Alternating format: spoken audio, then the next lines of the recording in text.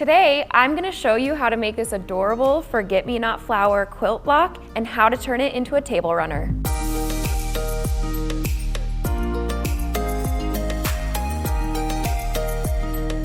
Hey everyone, it's Tessa and welcome to our Mother's Day episode. I am so excited for this project. It is the cutest forget-me-not flower quilt block. This project is a stitch and flip project, meaning we are going to be sewing little squares onto rectangles and then trimming off. So for this project, I really loved using the 3-inch by 8-inch True Cut ruler. I've got the Little Rebel machine. I've also got the My Comfort cutter, a erasable marker, and then some clips. Fabric-wise, I decided to go with a blue fabric for the petal. I've got a nice white for the background pieces, a yellow square for the center, and then we've also got some green for the stem and the leaves. All of my fabric is pre-cut. I did that beforehand just to save us a little bit of time. All of the cutting instructions for these pieces can be found in the free pattern that's linked in the description below. Let's go ahead and get started. So what I like to do when I get started with a project like this is I like to grab all of my stitch and flip squares. So again, all of this is explained in the pattern, but you'll know they're a stitch and flip when they are stacked on top of another piece. So I like to just grab all of them and mark them at the same time. Let's see if we can remember where these go. So how you're gonna mark these is you're going to draw a diagonal line from corner to corner. And because these pieces are squares, doesn't matter which corner, so just place your ruler on the diagonal corner to corner, and then you're just gonna mark it like so, and that's it. I don't know if I already said this, but I am marking on the wrong side of the fabric. Now that we have all of our pieces marked, let's just get them placed back over here. You can look at the diagram in your pattern. That is really helpful for getting these back in the right place. You'll notice that right now, I have 2 green squares instead of the white background fabric. And that's because I am going to be turning this into a table runner. And so I'm stacking blocks on top of each other. And in order for it to look like the stem was a continuous piece, I swapped out those 2 squares. So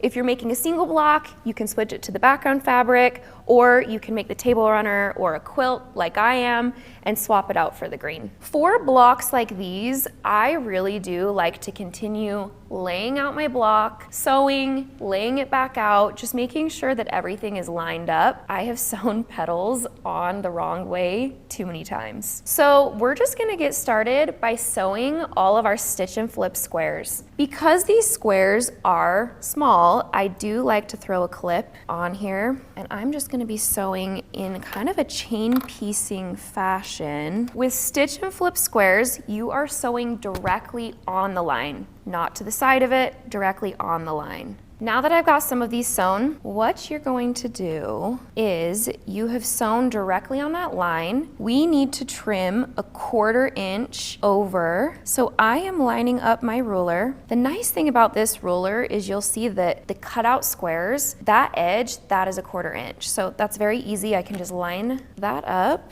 and then you're simply just trimming off that little triangle piece. So now these are ready to press. I just press them to the side. All right, let's get these laid back out so we know where to sew our pieces. There we go, so let's keep going. Just sewing again on those lines for our stitch and flip squares. All right, I have my pieces laid out one more time. We have 1 more square to sew on. Let's get that taken care of. All right, now we're getting somewhere. Now, let's go ahead and get the center piece sewn. This one's pretty simple. So you're going to take your center square, and as you can see, you have 2 rectangles that go on the top and the bottom. You're just gonna flip this over so it's right sides together. So your 1/4 inch seam.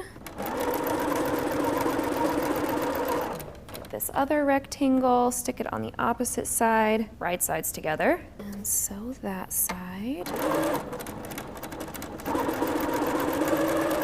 All right, now let's get this one pressed. Again, I'm just pressing to the sides. All right, yes, this is the best part. Okay, now we are going to assemble our block into rows. I still like to chain piece this section as well, but I kind of stack it like this. And just so that I don't make a mistake, I throw a clip on the side that I'm going to be sewing. Go to the next row, throw a clip. I'm not exactly lining things up. The clip is more just a reminder of which pieces I'm sewing together on what side. For the leaves, we sew into columns. So I'm just gonna flip this piece over first, throw a clip in, this piece, and there's one more piece we can sew right here. I just try to do as many as I can at the machine. All right, let's keep going. So again, I just like to lay out my block and then I can just flip over the pieces that I want to sew next and put a clip on the side that I'm sewing. All right, now that we have all of our rows sewn together and then our 2 columns for our leaf unit, we can start sewing the rows together and then the columns together.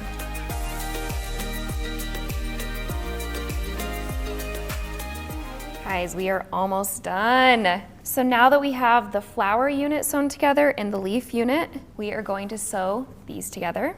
Now, on the remaining seams that I haven't pressed, I am gonna press these open. Okay, I lied. We're pressing this one to the side because that's the way it wanted to go. Do whatever works for you. There is our finished block. So cute. If you are making the table runner like I am, you are going to need to make 2 more of these blocks, which I did previously.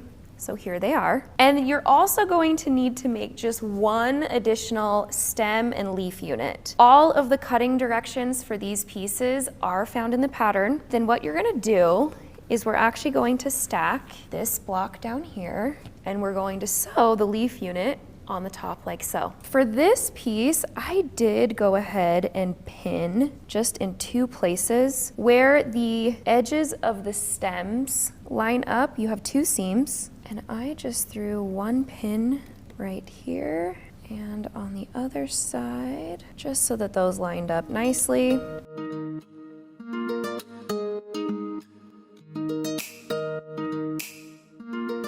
Just making sure I get this the right way. Yep, flip that over. And again, I'm just gonna throw some pins so that I can make sure that my stem units line up on the seams.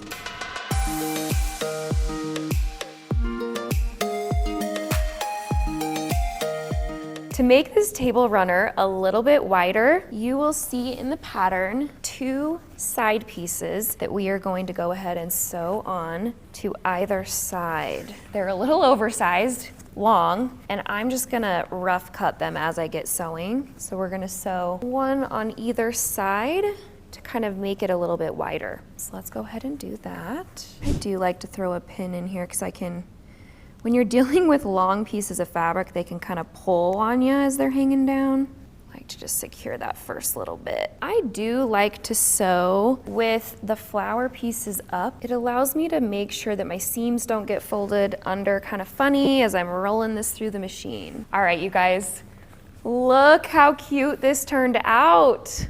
I love it. I hope my mom likes it. I am going to probably quilt this with our eucalyptus finesse thread and probably finding some kind of floral stitching pattern. I haven't decided yet because there are so many designs in the design store, especially floral kind of designs, so I'm excited to get something chosen. I love how this project combines simple shapes, it's super easy, beginner friendly. Thank you so much for joining me. Don't forget to like and subscribe so you don't miss another project, and I will see you next time.